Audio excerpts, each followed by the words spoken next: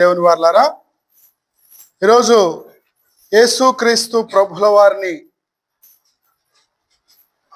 విశ్వసించిన మనము, ఆయనను సొంత రక్షకునిగా అంగీకరించిన మనము, ఆయన కార్చిన రక్తంలో కడగబడిన మనము, నీతిమంతులుగా తీర్చబడిన మనము, ఆయన నీతిని ఎరిగిన మనము, పాపమును పోగొట్టుకొనిన మనము, పరిశుద్ధుడైన దేవుణ్ణి ఆరాధిస్తున్న మనము జ్ఞాపకం చేసుకోవాల్సిన విషయం ఏంటంటే, ఈ లోకంలో కనపడుతున్నటువంటి శక్తులు ఎన్నో ఉన్నాయి. ఆ శక్తులకు మించిన శక్తి మనము నమ్మిన దేవునిది అని ఎంతమంది నమ్మకం ఉంచారో, నమ్మకం ఉంచుతున్నారా లేదా అన్న విషయాలను మనము ఈ సమయమందు ధ్యానం చేద్దాం. ఉదాహరణకి, ఈరోజు దేవునిని ఎక్కువగా నమ్ముతున్నారా, దేవుని యందు విశ్వాసం ఎక్కువగా ఉంచుతున్నారా, లేదంటే లోకములో లోక ఆచారాలతో నింపబడినటువంటి విశ్వాసంతో ఎక్కువగా నమ్మకం ఉంచారా? అలాంటి లోక ఆచారాలతో కూడినటువంటి వాటిపైన విశ్వాసం ఎక్కువగా ఉంచారా, లేదా దేవుని పైన విశ్వాసం ఎక్కువగా ఉంచారా అన్న విషయాలను మనం ఒకసారి డైరెక్ట్గా ఆలోచన చేసినట్లయితే, దేవుని పైన ఉన్నటువంటి నమ్మకము కంటే, దేవుని పైన ఉన్నటువంటి విశ్వాసం కంటే, లోకంలో నియమించినటువంటి ఆచారాల పైన ఉన్నటువంటి నమ్మకం ఎక్కువగా ఉంటుంది. ఉదాహరణకి, ఎక్కడైనా రోడ్డులో ఒక చిన్న నిమ్మకాయ, ఒక కోడిగుడ్డు, ఒక జిల్లెడు ఆకు, 2 రాళ్ళు, మిరపకాయ ఇలాంటివి కనపడినాయి అనుకోండి, దాన్ని ఏం చేస్తాం? ఒక టెంకాయ కనపడింది అనుకోండి, దాన్ని ఏం చేస్తాం? దానికి భయపడతామా భయపడమా? భయపడతామా? అందరం భయపడతాం. ఎందుకు భయపడుతున్నారు? దాంట్లో ఏముంది? ఏదో ఒక శక్తి ఉంది, దాంట్లో ఏదో ఒక శక్తి ఉంది. ఆ శక్తి మమ్మల్ని ఏమైనా చేస్తుంది అన్న భయము మనల్ని వెంటాడి, అది కనపడగానే ఏం చేస్తామంటే దాని నుంచి దూరం పోయే ప్రయత్నం చేస్తాం. ఎందుకు భయపడుతున్నాం దానికి అంటే, మనలో ఉన్నటువంటి అల్ప విశ్వాసమే. మరలా చెప్తాను వినండి. దానికి ఎందుకు భయపడుతున్నాము అంటే, మనలో ఉన్నటువంటి అల్ప విశ్వాసమే. అంటే దేవుని పైన పరిపూర్ణమైన విశ్వాసము, దేవుని పైన పరిపూర్ణంగా ఆధారపడే భక్తి మనలో లేకపోవడమే దానికి ప్రధానమైన కారణం. విషయం ఏంటంటే, దేవుని శక్తిని, దేవునిని ఇలా ఒక తూకం పెట్టి, దేవునిని ఒక చోట ఒక తక్కెడలో కూర్చోబెట్టి, ఒక తక్కెడలో ఒక నిమ్మకాయని కూర్చోబెట్టినాం అనుకోండి, మీరు దేనికి భయపడతారు? వీరిద్దరిట్లో ఎవరికి భయపడతారని తూకం వేస్తే మనము దేనికి ఎక్కువ తూకం దూకుతుంది? నిమ్మకాయకి ఎక్కువ తూకం దూకుతుందా, దేవునికి ఎక్కువ తూకం దూకుతుందా? దేవునికే దూకుతుందా? మరి నిమ్మకాయకి ఎందుకు భయపడుతున్నారు, దేవునికి ఎందుకు భయపడట్లేదు? దేవునికి ఎక్కువ తూకం దూకుతుంది అంటే దేవునికి భయపడాలి కదా. నిమ్మకాయకి భయపడుతున్నాం. పచ్చిమిరప ఒట్టి మిరపకాయలకు, అన్నం ముద్దలకు, లేకుంటే పొరకకు, మిరపకాయలకు, ఉప్పుకు, వీటికి భయపడుతున్నాం. మనం భయపడుతున్నాం. బొట్లకు, రంగులకు, రాళ్లకు, వీటికి భయపడుతున్నాం. కానీ దేవునికి ఎందుకు భయపడట్లేదు అంటే, మనకు ఎక్కువ దేనిపైన ఎక్కువ నమ్మకం ఉంది? ఈ దేవుడిని పక్కన పెట్టైనా పర్వాలేదు, ఇది నన్ను నాశనం చేస్తుందేమో అని దీనికి ఎక్కువ భయపడుతుంటాం. కారణం ఏంటంటే, మనలో ఉన్న నమ్మకము, మనలో ఉన్న విశ్వాసము దేవుని పైన ఎక్కువగా ఉంటే దీనికి భయపడం. కానీ మనం ఏం చేస్తున్నాం? దీనికి ఇచ్చినంత ప్రిఫరెన్స్, దీనిపైన ఉన్నంత విశ్వాసము దేవుని పైన ఉంచలేకపోతున్నాం. అదే ప్రధానమైన కారణం ప్రియులారా. అందుకే ఎవరైనా ఉదాహరణకి ఒకరింట్లో చనిపోయినారు. చనిపోయిన తర్వాత వాళ్ళు ఏం చేస్తారంటే 11 రోజులు, 9 రోజులు, 3 రోజులు ఒక కార్యక్రమం ఏర్పాటు చేస్తారు. దాన్ని జ్ఞాపకార్థ కూడిక అని ఏర్పాటు చేసుకుంటారు. ఏర్పాటు చేసుకున్నప్పుడు ఇలా, మా ఇంటికి రండి, పలాంది మాది జ్ఞాపకార్థ కూడిక ఉంది అని చెప్తే, ఆ జ్ఞాపకార్థ కూడికకి ఎంతమంది వస్తున్నారు? మా ఇంట్లో పెళ్ళి ఉంది అని చెప్తే ఆ పెళ్లికి ఎంతమంది వస్తున్నారు? సరే ఆలోచన చేయండి. మన గుండెల పైన చేసుకొని ఆలోచన చేస్తే జ్ఞాపకార్థ కూడికల కంటే కూడా వివాహ విందు బర్త్డే పార్టీలకే ఎక్కువగా వస్తున్నాం. కారణం ఏంటంటే దానికి వెళ్తే ఏమన్నా ప్రమాదం జరుగుతుందేమో అనే భయం మనల్ని వెంటాడుతుంది, ఎప్పుడూ వెంటాడుతుంది. ఆ భయము, దానిపైన ఉన్నంత భక్తి దేవుని పైన మనకు లేదు. అంటే భక్తిని చూస్తే దేవుని భక్తే పైకి తేలుతుంది, కిందికి తేలుతున్నది లోకపు భక్తే కిందికి దిగుతుంది. అందుకే దేవుని పైన ఆనుకొని బ్రతకడానికి మనకు ఇష్టం లేదు. లోకంలో ఎవరైనా ఏదైనా చెప్పినారనుకోండి, పలానా కార్యక్రమం మీరు భర్త చనిపోయిన వెంటనే పలానా కార్యక్రమం మీరు చేయాలని ఎవరన్నా ఒక మాట చెప్పినా అనుకోండి, దాన్ని తూచా తప్పకుండా పిన్ టు పిన్ను జాగ్రత్తగా పెద్దోళ్ళ సమక్షంలో ఒకటి తర్వాత ఒకటి క్రమంగా మర్యాదగా జరిగిస్తాం. దాన్ని ఎందుకు జరిగిస్తున్నాం? ఓహో, అది జరిగించకపోతే మాకేదో కీడు జరుగుతుంది. ఉదాహరణకి బిడ్డ పుట్టినప్పుడు 2 పండ్లు కూరలు వేసుకొని బయటకు వచ్చింది, లేదంటే పై పండ్లు ముందు వచ్చినాయి, ఎవరైనా ఏమని చెప్తారు? చూడు, దాన్ని ఒత్తకపోతే ఏమవుతుంది అంటే, ఒత్తాల్సిందే, నువ్వేమన్నా చెప్పు, ఒత్తాల్సిందే. ఒత్తితేనే నాకు క్షేమం, ఒత్తకపోతే మాకు కీడు. అంటే దేవుని యొక్క శక్తిని చూస్తే ఈ కొబ్బరి గిన్నె దగ్గర కూడా దేవుని శక్తి తూలిపోతుంది. అంటే ఈ కొబ్బరి గిన్నె ఒత్తకపోతే ఏమన్నా జరుగుతుందేమో అన్న భయము, దేవునిపై ఉన్నంత భయము మనం రెండింటిని పోలిస్తే దేవుడు ఈ కొబ్బరి గిన్నె ఒత్తకపోయినా సహాయం చేయగలడు అన్న నమ్మకం మనకు ఉండదు. ఆ దేవుడిని అనేది పక్కన పెట్టేస్తాం. ఈ కొబ్బరి గిన్నెను ఒత్తాల్సిందే, నువ్వు ఎన్నన్నా చెప్పు, ఎవరన్నా ఎంతమంది అయినా చెప్పు. ఎందుకు మనం అలా ఆధారపడిపోయినాం? ఒక జ్ఞాపకార్థ కూడికకు ఎవరైనా వచ్చి పిలిస్తే మాట మీరలేక వచ్చినా ఏం చేస్తామో తెలుసా? తింటాం, గబగబా తింటాం. ఇస్తరాకును లోపలికి మారుస్తాం, బయటికి మారుస్తాం. తిన్న తర్వాత లోపలికి మరిస్తే చనిపోయిన వ్యక్తి మనలోకి వస్తాడంట, దాన్ని బయటికి మారిస్తే బయటికి వెళ్ళిపోతాడంట. అల్ప విశ్వాసం అంటే లోపలికి మార్చడము బయటికి మార్చడం కూడా కరెక్ట్గా క్రమం తప్పకుండా ఫాలో అవుతారు. ఎందుకు ఫాలో అవుతున్నారు? ఏమో, పొరపాటున లోపలికి మార్చినాం, తిన్న తర్వాత అది మాలోకి వస్తుందేమో ఆ భయంతో ఏం చేస్తున్నామంటే దానికి భయపడి దాన్ని బయటికి తిప్పేస్తున్నాం. అవసరమైతే మరచకుండా వెళ్ళిపోతున్నాం. మరచకుండా వెళ్ళిపోయినా ప్రాబ్లమే అన్నప్పుడు దాన్ని ఖచ్చితంగా బయటికే మర్చేసి బయట పడేసి వెళ్తున్నాం. అంటే ఇలా ఆచారాలు, ఇంకా ఆచారాలను పోల్చుకుంటే నాకంటే మీకే ఇంకా ఎక్కువ తెలుసు. నేను గమనించినవి చెప్తున్నాను, మాట్లాడుతున్నవి. ఇంకా ఏమేమి ఆచారాలు మనకు కనపడుతున్నాయి? దిష్టి తీయడం అనేది ఒకటి ఉంది, తాయెత్తులు కట్టడం అనేది ఒకటి ఉంది, అలాగే చుక్కలు పెట్టడం, బొట్లు పెట్టడం, అలాగే పొరకతో దిష్టి తీయడం. ఇవన్నీ ఎందుకు చేస్తున్నామంటే మనకు దేవుని పైన ఉన్నటువంటి భక్తి కంటే వాటిపైన ఉన్నటువంటి భక్తి ఎక్కువగా ఉంది కాబట్టి. దేవుడైనా సహాయం చేయలేడం, కానీ ఇవి చేస్తే దేవుడు సహాయం చేస్తాడు. కట్టండి, తాడు కట్టండి, ఇంకా ఖచ్చితంగా అక్కడ బాగా అయిపోతుంది. అంతేగా దేవుడు బాగు చేసేది పక్కన పెట్టు, నాకు ఇదే బాగు చేసింది అని చెప్తాం. దాంట్లో ఏమి లేదు, అది ఒట్టిది అని మనం ఎంత గొంతు చించుకొని అడిచినా దానిపైన మాత్రము నమ్మకాన్ని కోల్పోం. అది ఖచ్చితంగా నమ్మకం కలిగి ఉంటాం. ఎవరైనా ఎక్కడైనా బయట ఉన్నదాన్ని ఇది ఒట్టిది అని నమ్ముతామా? నమ్మిన రోజే మనం దేవునికి ఎక్కువగా విలువ ఇచ్చిన వారం అవుతాం. దీనికంటే ఎక్కువగా దేవుని పైన విశ్వాసం ఉంచిన వారం అవుతాం. మరి ఇప్పుడు మనం విశ్వాసాన్ని పరీక్షించుకునే సమయానికి వచ్చేసాం. ఎందుకంటే అపోస్తలుడైన పౌలు గారు కొరింథీయులకు రాసిన పత్రికలో ఒక మాట అంటారు, మీరు విశ్వాసము గలవారై ఉన్నారో లేదో మిమ్ముల్ని మీరు పరీక్షించుకొనిడి అన్నాడు.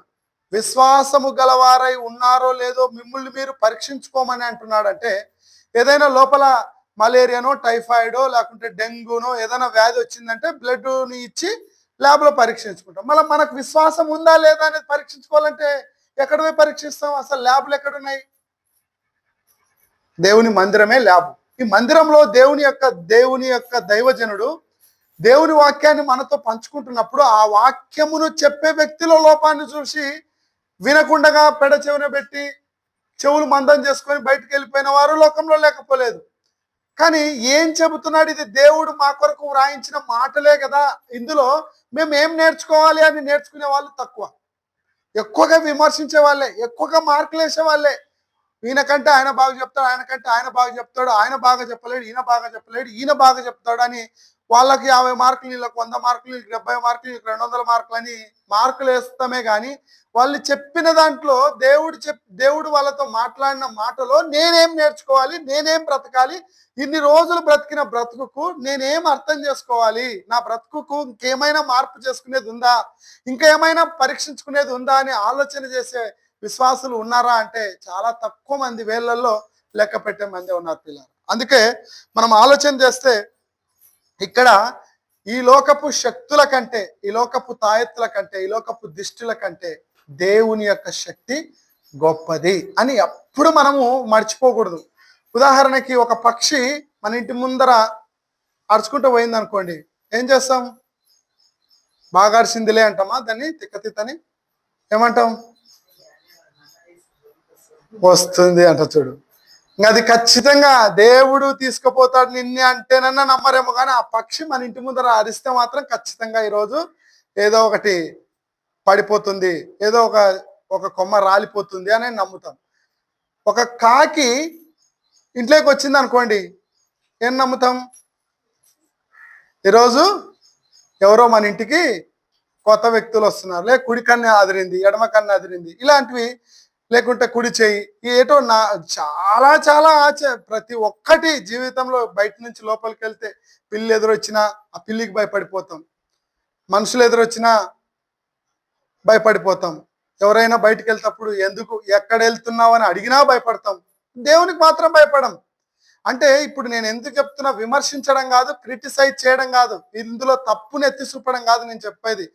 దేవుని పైన దానికంటే ఎక్కువగా ఆధారపడాలి. దాన్ని నమ్మిన దానికంటే ఎక్కువగా దేవుని నమ్మితే దీన్ని నమ్మాల్సిన అవసరం ఉండదు. దీన్ని కొట్టిపాడేస్తాం మనం. దీన్ని ఎందుకు కొట్టిపాడేస్తాం అంటే దీనికంటే ఎక్కువ పవర్ ఈయనలో ఉంది అని మనం ఎప్పుడైతే నిజంగా తెలుసుకుంటామో అప్పుడు దాన్ని కొట్టిపాడేస్తాం.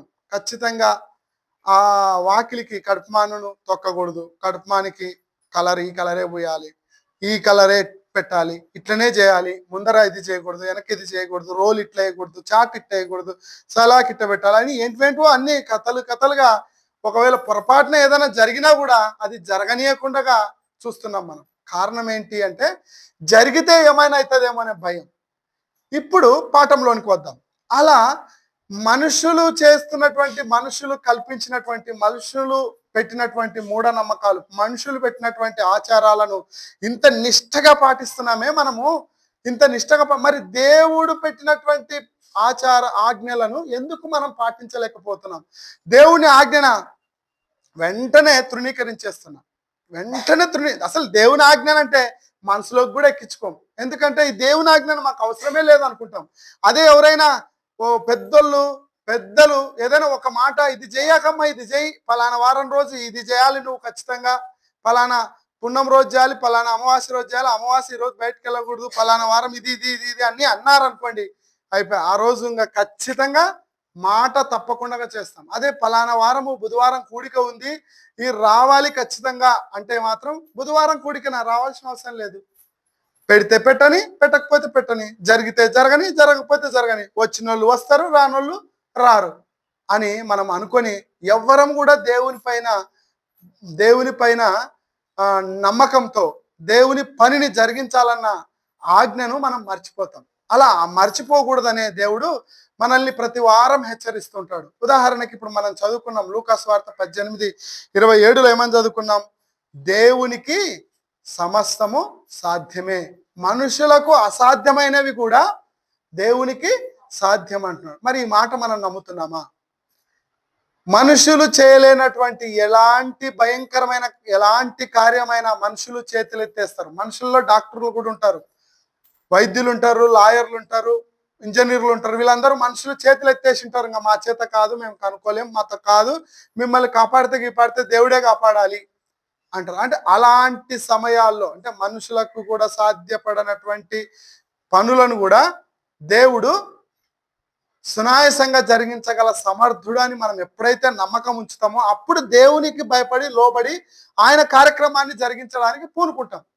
దేవుని పైన ఆ నమ్మకం మనలో లేదనుకోండి, ఇప్పుడు మనం తాగుతున్న తాగుతున్న రసము, తింటున్న రొట్టె మన పాపములను కడిగి వేసినటువంటి ప్రభు అయిన యేసుక్రీస్తు శరీరమునకు సూచనగా ఉన్నది, ఆయన కార్చిన రక్తానికి సూచనగా ఉన్నది అని మనం ఎప్పుడైతే హృదయపూర్వకంగా విశ్వసిస్తామో గొంతెత్తి నోరు తెరిచి మాట్లాడం, కళ్ళు తెరిచి చూడం, అటు ఇటు తిరగం. ఏం చేస్తాం? దేవుని యొక్క కార్యం ఇది. దేవుని యొక్క రొట్టెను ముట్టుకుంటున్నామంటే ఎంతో పరిశుద్ధంగా, పవిత్రంగా, నిష్టగా ముట్టుకోవాలి.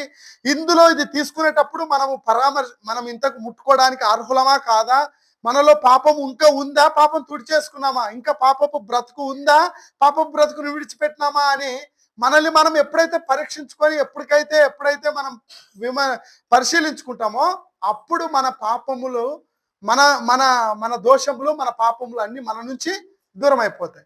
లేదు, ఇది రొట్టె మన శ్రీదేవమ్మ చేసిన రొట్టె, రాహేలమ్మ చేసిన రొట్టె, ఇది సంసోనన్న కలిపిన రసము, ఆడ అంగట్లో తెచ్చిన రసం అనుకుంటే మన పాపములు పోవు. ఇది ప్రార్థన చేసి పరిశుద్ధపరచబడిన రొట్టె, ప్రార్థన చేసిన తర్వాత పవిత్రపరచబడిన రక్తమునకు సూచన రసము, ఇది మనం తీసుకోవడం వలన ఇక్కడ దేవుడు మనలో ఉంటాడు, మనల్ని చూస్తుంటాడు అన్న భక్తి ఎంతమందికి ఉంది చెప్పండి? ఆ భక్తి ఉంటే ఎవరు కన్ను తెరచాడు, ఎవరు అక్కడ ఇక్కడ చూడరు, ఎవరు మాట్లాడరు. అసలు గొంతులు ఎందుకు వినపడుతున్నాయి? స్త్రీల గొంతులు ఎందుకు బయటకు వినపడుతున్నాయి?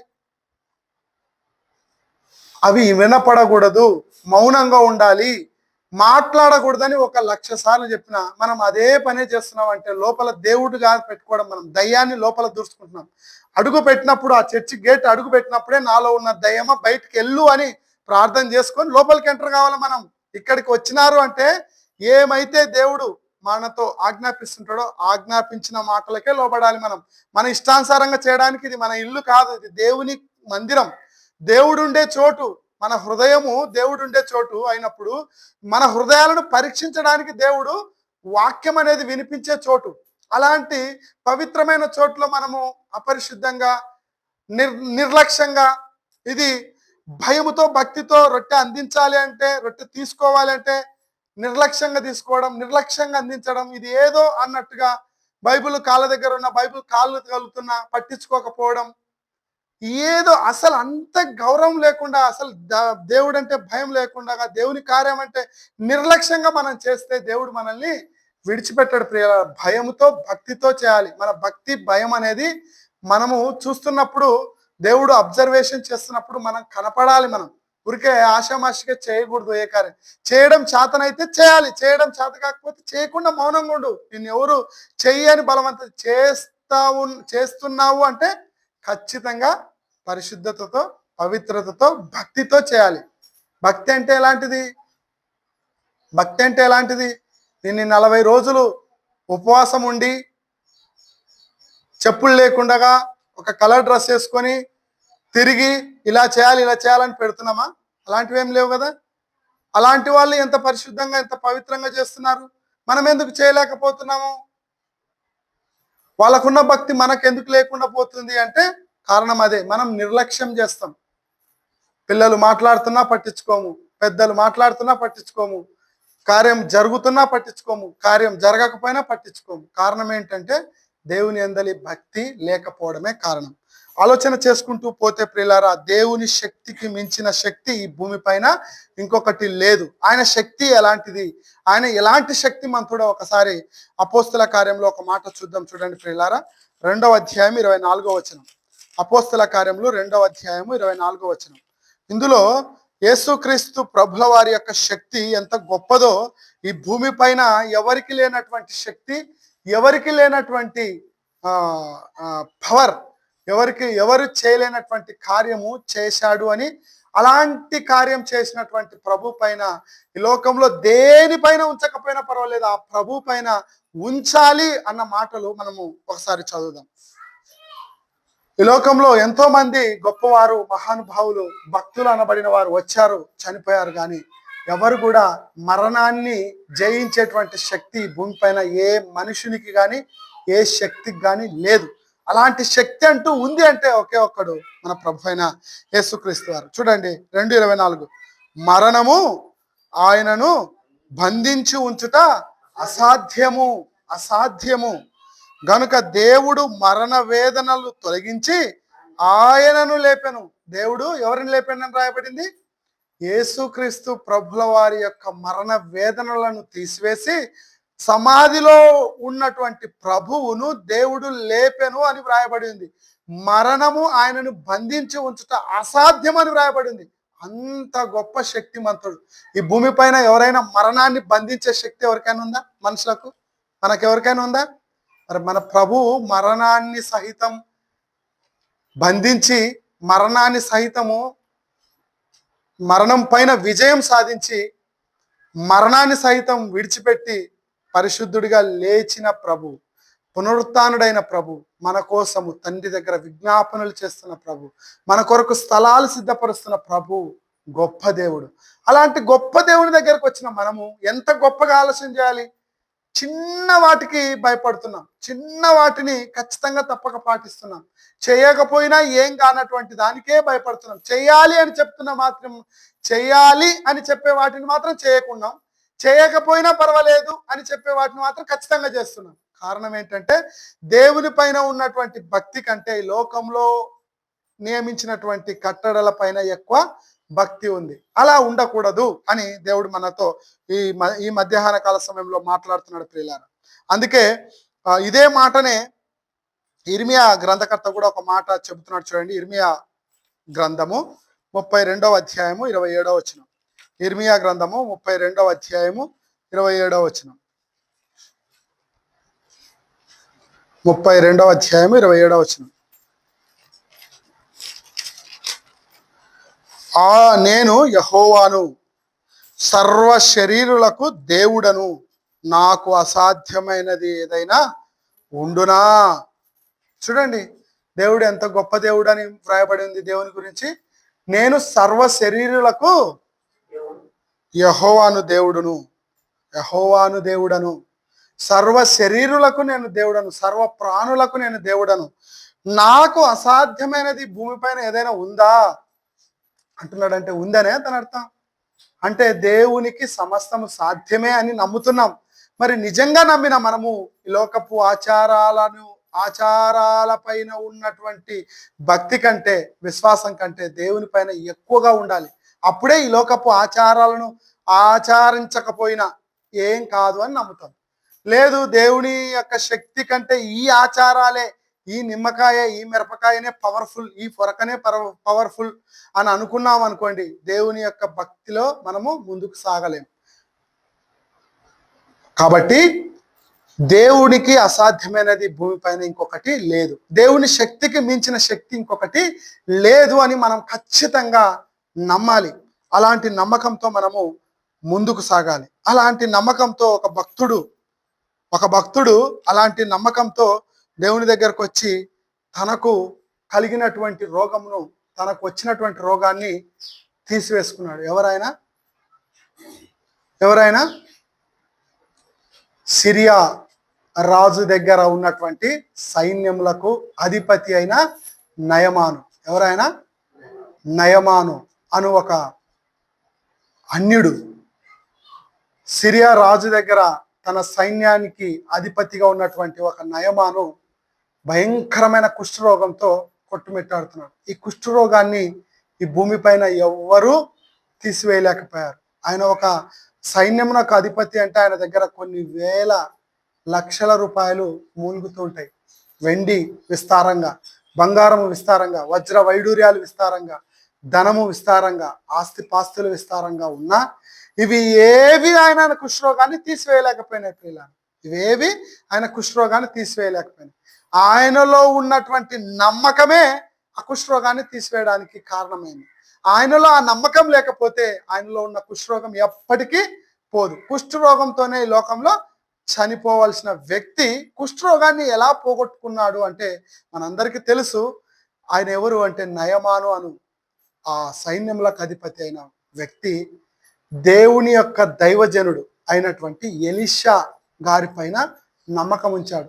ఆయన దగ్గరికి వెళితే, ఆయన చెప్పిన మాట వింటే నాకు ఖచ్చితంగా రోగం బాగవుతుంది అని నమ్మకం ఉంచాడు. ఎట్లా ఉంచాడు? ఆయనకు ఆ మాట ఎవరు చెప్పినారు అంటే ఆయన భార్య దగ్గర పని చేస్తున్నటువంటి ఒక ఇజ్రాయేలు చిన్నది అని రాయబడింది. ఒక చిన్న పాప చెప్పింది, మా ఊర్లో ఒక దైవజనుడు, దేవుని చేత పంపబడిన దైవజనుడు మా ఊర్లో ఉన్నాడు. ఆయన ఎలాంటి రోగమైనా ప్రార్థన చేసి ఆయన చెప్పిన మాట వింటే ఎలాంటిదైనా ఆయనకు అసాధ్యమైనది భూమిపైన ఏది లేదు. ఆయనకు సమస్తం సాధ్యమే.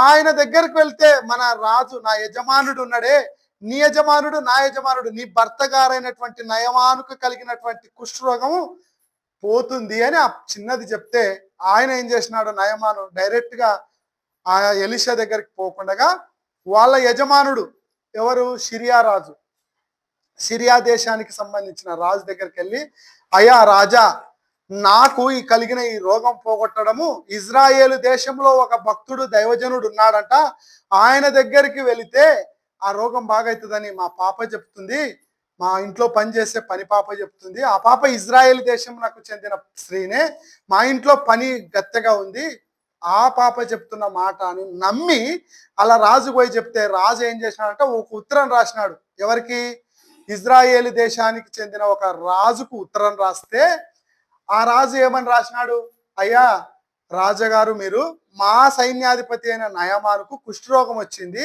ఈ కుష్ఠరోగము బాగు చేయండి అని రాసినాడు. ఆయన ఏం చేసినాడు, సిరియా రాజు వెంటనే ఆ పత్రిక చదివి, నాతో కొట్లాడడానికి నువ్వే ఇట్లా రాసినావు, నేనేమైనా దేవుడనా అని బట్టలు పట పట పట చించేసుకున్నాడు. ఎందుకు చించేసుకున్నాడు, ఎందుకు కోపం వచ్చిందంటే, నాలో ఏముంది అంత శక్తి, ఒక ఆఫ్టర్ ఆల్ ఒక ఇజ్రాయేల్ దేశానికి ఒక రాజు నేను, నాలో ఉంది ఏం శక్తి, ఆ శక్తి ఏముంది, నాలో ఏమంత శక్తి ఏం లేదే, కుష్ఠరోగాన్ని తీసేయని నన్ను అవమానపరుస్తున్నావు నువ్వు అని, అవమానపరుస్తున్నావని బట్టలు చించుకొని అరిచి మొత్తుకుంటున్నాడు. నేనేమన్నా దేవుణ్ణా, నేనేమైనా ఆ కుష్ఠరోగాలను వైద్యున్నా, నేను నాకెందుకు రాసినాడు ఆ దేశపు రాజు, ఈ దేశపు రాజు నేను నాకెందుకు చేసినాడని బట్టలు చించుకొని అరుస్తుంటే ఆయన దేశంలో ఉన్నటువంటి ఎలీషా గారు పోయి రాజు దగ్గరకు పోయి, ఇజ్రాయెల్ రాజా, మీరెందుకు బట్టలు చించుకొని అరుస్తున్నారు, మనము నమ్మిన దేవుడు, ఇజ్రాయేలులకు సైన్యములకు అధిపతి యెహోవా దేవుడు, ఇజ్రాయేలు దేవుడు, ఆయన గొప్పవాడు, అలాంటి కార్యములను ఈజీగా చేయగల సమర్థుడు మన దేవుడు, మనం నమ్మిన దేవుడు. మనతో సాధ్యం కాకపోవచ్చు, మనుషులమైన మనకు సాధ్యం కాకపోవచ్చు, కానీ దేవునికి సమస్తం సాధ్యమే కదా, నువ్వెందుకు భయపడుతున్నావు, రమ్మని ఆయన నా దగ్గరికి అని రాజుతో ఎలీషా దైవజనుడు చెప్పినప్పుడు, ఈ ఎలీషా మాట విన్న రాజు ఆయనను రమ్మని చెప్తాడు. రమ్మని చెప్తే ఆ నయమాను రథములు వేసుకొని, గుర్రములతో వేల మంది బలగం వేసుకొని, ధనము వజ్ర వైడూర్యాలు వెండి బంగారములతో కూడుకొని రథములు రౌతులతో వచ్చినారు. వచ్చి ఆ యొక్క దైవజనుడి దగ్గరకు వచ్చి నిలబడితే దైవజనుడు ఏం చెప్పినాడు తెలుసా, ఏం చెప్పినాడమ్మా, నిద్రపోమని చెప్పినాడా, ఏమని చెప్పినాడు మరి, దైవజనుడు ఏం చెప్పినాడమ్మా, ఆయన ఏమని ఊహించినాడంటే, ఈ కుష్ఠరోగాన్ని తీసేయడం అంటే మనుషులకు అసాధ్యమైనది, మా దేశంలో కాలే, ఎవరి తరం కాలే, ఈ దేశంలో కూడా ఎవరి తరం కాదు, ఒకవేళ తీసేసేవాడు ఎవరైనా ఉన్నాడంటే ఆయన చాలా పవర్ఫుల్, ఆయన ఎన్ని కార్యాలు చేయమంటే దానికి సరిపడా డబ్బు సామాగ్రి అంతా పెట్టుకొని సిద్ధపడి వచ్చినాడు. ఆయన అంటే ఎక్కువ ఎక్స్పెక్టేషన్ పెట్టుకొని వచ్చినాడు. ఏమైనా ఎక్స్పెక్టేషను, దీనికి ఎంత బంగారం అవసరం అవుతుందో, ఎంత వెండి అవసరం అవుతుందో, ఎంత బలగం అవసరం అవుతుందో, ఎంత ఆస్తిపాస్తులు అవసరమైతే, ఎంత ధనం అవసరం అవుతుందో ఆయన చెప్పే పని చేయడానికి, ఇవన్నీ అయినా నేను ఇవ్వడానికి రెడీనే, నాకు కావాల్సినది ఏంది, కుష్ఠరోగం పోవాలా. ఆయన ఏమన్నా చెప్పని, ఈ భూమి అంతా నువ్వు 10 సార్లు తిరిగన్నా కూడా నేను తిరుగుతా, ఈ భూమిలో పలానా చోట పోయి పలాంది చేయంటే కూడా నేను చేస్తాను, ఎంత డబ్బైనా ఖర్చు పర్వాలే, నాకు మాత్రం రోగం పోవాలంటే ఆయన ఏమని చెప్పినాడు, సింపుల్గా, యోర్దాను నదిలో 7 సార్లు మునిగి లేయి అన్నాడు. ఇదేమన్నా డబ్బుతో కూడిన పనే, డబ్బుతో ఖర్చు అయ్యే పనే, ఏం పని కాదు. ఆయన కోపం వచ్చింది, ఇదేంట్రా, నేను ఇంత డబ్బు తీసుకొని, ఇంత ఖర్చు పెట్టుకొని, ఇంత దూరం నుంచి రాజాజ్ఞను తీసుకొని ఇంత దగ్గరకు వస్తే ఈయన ఏంది నన్ను అవలాయి చేస్తున్నాడు అన్నట్టుగా ఏం చేస్తాడంటే రౌద్రుడైనాడు, కోపోగ్రహిత అయినాడు అని రాయబడి ఉంటుంది. రౌద్రుడై ఎవరిపైన సనుక్కుంటున్నాడు, ఏ వ్యక్తి అయితే పోయి యోర్దాను నదిలో మునగమన్నాడో, ఏ వ్యక్తి అయితే యోర్దాను నదిలో మునగమని చెప్పినాడో ఆ దైవజనుడి పైన ఈయన సనుక్కుంటున్నాడు. అరే ఇదేంటి ఇట్టా అనే ఆలోచన చేస్తే తన దగ్గర పనిచేసే దాసుడు ఏమని చెప్తున్నాడంటే, నువ్వు కోపగించుకోవద్దు ప్రభు, నువ్వు కోపగించుకోవద్దు. ఆయన ఏదైనా పని చెప్తే చేయడానికి నువ్వు పెద్ద పని అయినా రెడీగా వచ్చినావు కదా. మరి ఆయన చెప్పిన పని ఏంటి? పెద్ద పనే చిన్న పనే? చిన్న పనే. అంటే కాదురా దాసుడా, మన దేశంలో ఇన్ని గొప్ప నదులు ఉన్నాయి, ఎంతో పవిత్రమైన నదులు ఉన్నాయి. అంతకన్నా పవిత్రమైన నదులు భూమిపైన ఇంకేవి లేవు. మన దేశంలో ఉన్నటువంటి అంత పవిత్రమైన నదులను మునగాలంటే ఒక ఒక దానికి ఒక అర్థం ఉండేది. కానీ ఆయన మునగమన్నది పవిత్రమైన నదిలా? పవిత్రమైన నది కాదే, చిన్న నది. యోర్దాను నదిలో మునగమంటాడు. ఇంత గొప్పని నేను దాంట్లో మునగడం ఏమైనా సమంజసమేనంటే ఆ దాసుడు అంటాడు, అయ్యా ఆయన ఎంత పెద్ద పని చెప్పినా చేయడానికి నువ్వు రెడీగా వచ్చినావు, మరి ఆయన చెప్పిన చిన్న పని చేయి, ఏమవుతుందంటే సరేలేరా మాట మాత్రం నమ్మకం ఉంచుదామని యోర్దాను నదిలోకి పోయి ఒకసారి మునిగినాడు. కుష్ఠరోగం పోయిందా? 2 సార్లు మునిగినాడు. పోయిందా? 3 సార్లు, 4 సార్లు, 5 సార్లు, 6 సార్లు మునిగినాడు. 7వసారికి పసిపిల్ల శరీరం వంటి శరీరాన్ని ధరించుకున్నాడు అని రాయబడి ఉంది. ఇదంతా నేను చెప్పిన చరిత్ర అంతా 2 రాజుల గ్రంథం 5వ అధ్యాయం 14 నుంచి 18 వచనాల్లో రాయబడి ఉంటుంది. నేను చెప్పినది కల్పితం కాదు, ఊహించి చెప్పినది కాదు, అది దేవుని గ్రంథంలో రాయబడిన మాటలే. మరి ఈ నయమానుకున్నటువంటి నమ్మకం, నయమానుకున్నటువంటి విశ్వాసము, నయమానుకున్నటువంటి భక్తి మనలో ఇసుమంతైనను ఉందా? ఒక అన్యునికే దైవజనుని దగ్గరకు వస్తే ఎంతో ఎక్స్పెక్ట్ చేసి చిన్నదాన్ని చేయడానికి ఆయన పెద్దది చేయాలని కోరుకున్నాడు. ఆయన చిన్నది చేయలేక కాదు, చేయడానికే వచ్చినాడు. ఆయన ఏం చెప్పినా చేయడానికి వచ్చినాడు. అంటే ఆల్రెడీ చిన్నది చెప్పిన మాట పైనే నమ్మకం ఉంచినాడు. ఖచ్చితంగా బాగా అవుతుందని అంత దూరం నుంచి ఇంత దూరం వచ్చినాడు. మనము ఎక్కడి నుంచో ఇక్కడికి వచ్చి కూర్చున్నాం, ఏదైనా ఫంక్షన్లు, పండుగలు, మీటింగ్లు ఏదైనా జరిగినప్పుడు ఎక్కడెక్కడి నుంచో భక్తాదులు వచ్చి ఇక్కడ ఖచ్చితంగా బాగా అవుతుందన్న నమ్మకంతో వాళ్ళు ఏం చేస్తారు? ఈ కార్యం చేయాలా, ఇది నిలబెట్టాలా, ఇది పడగొట్టాలా, ఇది ఎక్కాలా, ఇది దించాలా అని చెప్తుంటే చేస్తున్నారా? చేయట్లేదా? చేస్తున్నారు కదా. ఇవి అర్పించాలా, ఇవి అర్పించకూడదు, ఇవి తినాలా, ఇవి తినకూడదు, ఇవి తీసుకురావాలా, ఇవి తీసుకురాకూడదు అని చెప్తే అన్ని నమ్మకంగా పాటిస్తున్నారు. మరి మనం ఎందుకు పాటించలేకపోతున్నాం? మనం ఎందుకు దేవుని పైన నమ్మకం ఉంచలేకపోతున్నాం? అంటే నమ్మకం మాత్రం ఉంచితే దేవుడు సమస్తము మనకు చేయడానికి సమర్థుడు అని వ్రాయబడింది. ఇంకొక మాట చూసుకొని ముగించుకుందాం. దానియేలు గ్రంథము 3వ అధ్యాయము 17వ వచనం. ఇక్కడ కూడా దేవుని పైన ఉన్నటువంటి నమ్మకము ఎంత గొప్పదో ఆయన గ్రంథంలో వ్రాయబడింది. ఒకసారి చూడండి ప్రియులారా. దానియేలు గ్రంథము 3వ అధ్యాయము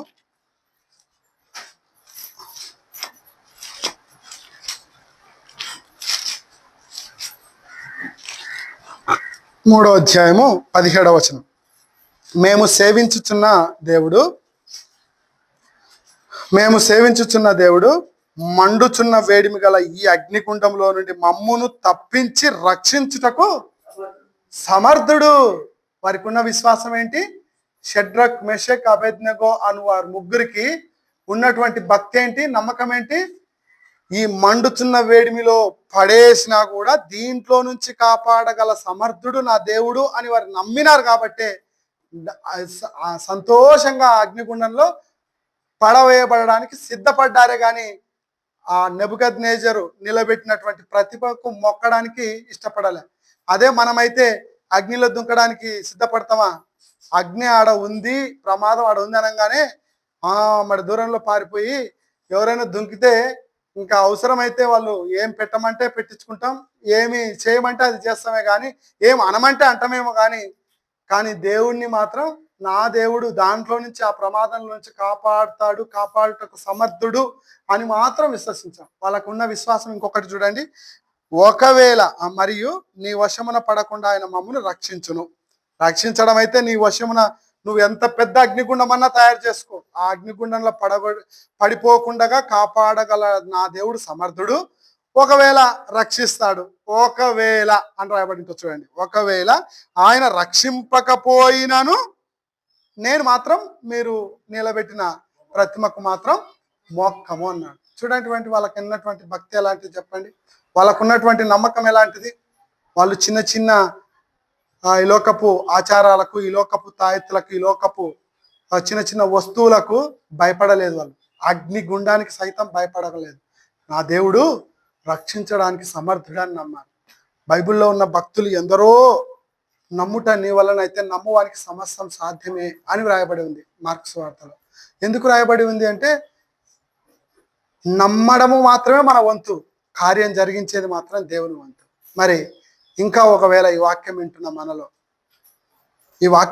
మనలో దేవుని యొక్క వాక్యం మన హృదయాన్ని దర్శించి ఉంటే, నమ్మకము కోల్పోయి, విశ్వాసం కోల్పోయి, నిర్లక్ష్యంగా దేవుని దగ్గరకు వచ్చి దేవుని యొక్క శాపానికి గురి అయి పరిస్థితి కాకుండా, పేరుకు దేవుడని చెప్పుకుంటూ అంత లోకానుసారంగా జీవిస్తూ ఉంటే, ఇప్పుడే అలాంటి అపరిశుద్ధమైన భక్తి, అపరిశుద్ధమైన బ్రతుకు, నిలకడలేని జీవితం ఇప్పుడే విడిచిపెట్టి దేవుని అందలి భక్తిని ఇంకా ఎక్కువగా పెంచుకునేందుకు దేవుడు శక్తిని ప్రసాదించినట్లు నేను మౌనంగా ఉంటుండగా మనము ఒప్పుకొని ఆయన యొక్క దయను, ఆయన యొక్క కనికరాన్ని, ఆయన యొక్క ప్రేమను పొందుకుందాం. ఆయన పైన ఉన్నటువంటి నమ్మకం ఒకవేళ ఇంకా కోల్పోతే ఆ నమ్మకాన్ని వృద్ధి చేసుకుందాము గాక. దేవుడు మనందరి వినికిలో తన వాక్యాన్ని మన కొరకు ఆశీర్వదించి దీవించి ఇచ్చును గాక. నేను మౌనంగా ఉంటుండగా మన తీర్మానాన్ని దేవునికి తెలియచేద్దాం. దేవా, నిజమే, నేను ఇంతవరకు అపనమ్మకంతో మీ దగ్గరకు వచ్చాను, అపనమ్మకంతో మీతో బ్రతికాను, అపనమ్మకంతో నీ కార్యాన్ని జరిగించాను. ఇక నుంచి నమ్మకంగా చేయగల దేవుడవని, సమర్థుడవని నేను నమ్ముతున్నాను. ఈ లోక ఆచారాల కంటే మించిన శక్తి మీలో ఉంది, ఈ లోకపు శక్తుల కంటే మీలో మించిన శక్తి ఉందని నమ్ముతున్నానని, ఆ శక్తిని నాకు దయచేయమని, అలాంటి భక్తి మార్గంలో నడచాలని ఒక తీర్మానం చేసుకొని ఇంటికి వెళ్దాము.